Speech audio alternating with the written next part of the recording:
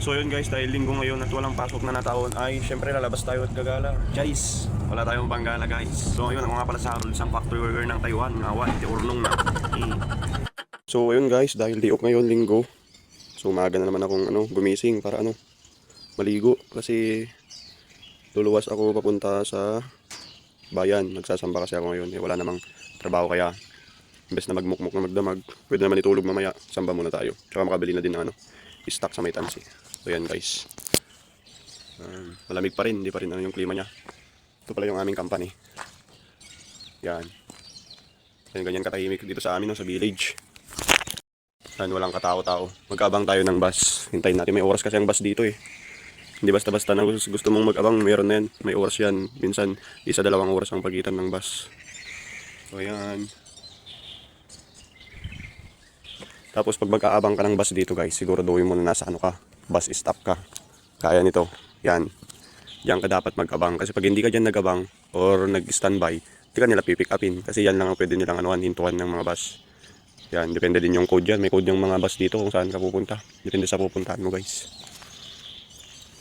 So yun na nga. Sobrang aga kong gumising kasi hindi ako makatulog ng maayos. Kaya maaga akong naligo na lang imbes na mag-cellphone pa. Naligo na lang ako.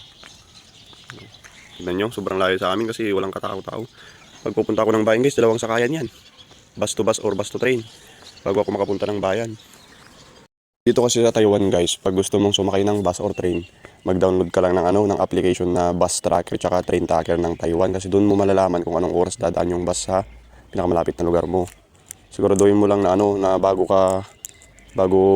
yung bus, andun ka na. Kasi minsan mas maaga or mas late din, konti ng minutes lang naman. Tsaka siguraduhin mo din guys na meron ka lagi ng yoyo card para hindi na hassle. So swipe mo na lang sa loob ng bus. Yan, medyo malapit-lapit na yung bus kasi 7:55 in the morning yung andun sa pagkakalang ko exact yan, malapit na yan. So yan guys, dapat meron ka laging easy card dito sa Taiwan.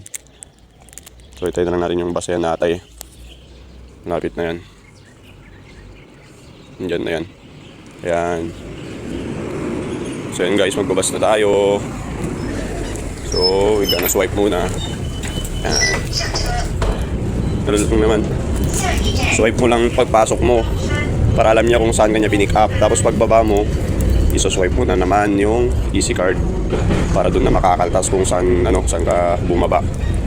Para alam niya kung magkano yung pangikakaltas niya. So, yun lang guys. Mamaya pagkatapos nito, sakay ulit ako ng isa pang bus para sa pupuntahan ko.